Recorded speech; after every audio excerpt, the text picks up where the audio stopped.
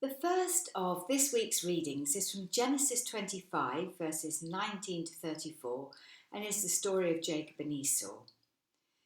These are the descendants of Isaac, Abraham's son. Abraham was the father of Isaac, and Isaac was 40 years old when he married Rebekah, daughter of Bethuel, the Aramean of Paddan Aram, sister of Laban, the Aramean. Isaac prayed to the Lord for his wife because she was barren, and the Lord granted his prayer, and his wife Rebekah conceived.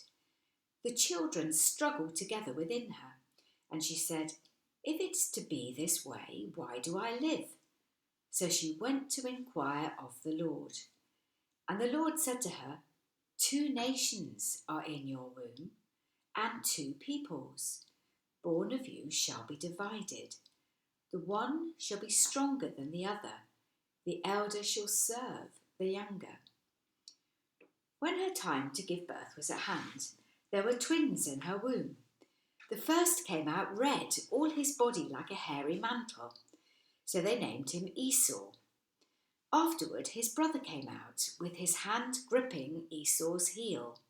So he was named Jacob. Isaac was 60 years old when she bore them.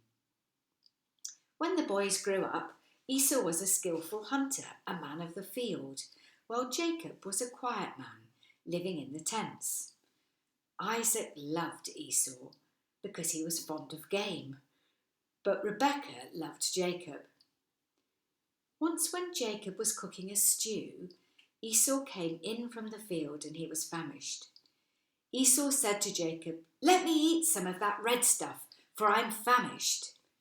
Therefore he was called Edom, which means red. Jacob said, "First sell me your birthright." Esau said, "I'm about to die. Of what use is my birthright to me?" Jacob said, "Swear to me first."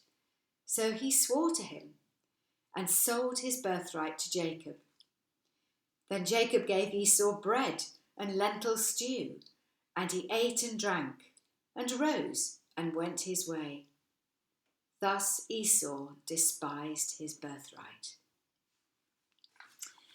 And then the Gospel reading is the very familiar parable of the sower from Matthew chapter 13, verses 1 to 9 and 18 to 23. That same day Jesus went out of the house and sat beside the sea. Such great crowds gathered around him that he got into a boat and sat there while the whole crowd stood on the beach. And he told them many things in parables, saying, "Listen, a sower went out to sow, and as he sowed, some seeds fell on the path, and the birds came and ate them up.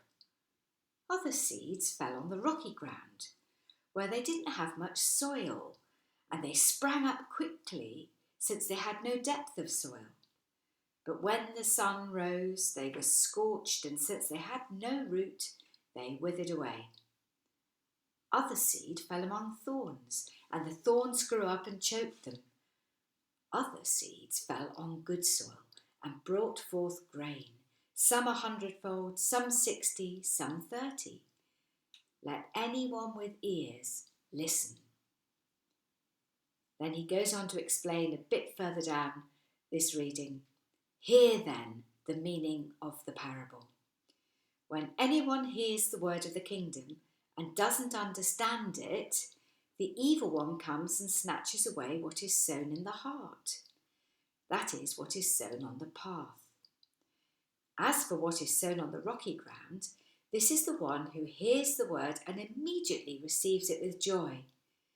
Yet such a person has no root, but endures only for a while, and when trouble or persecution arises on account of the word, that person immediately falls away.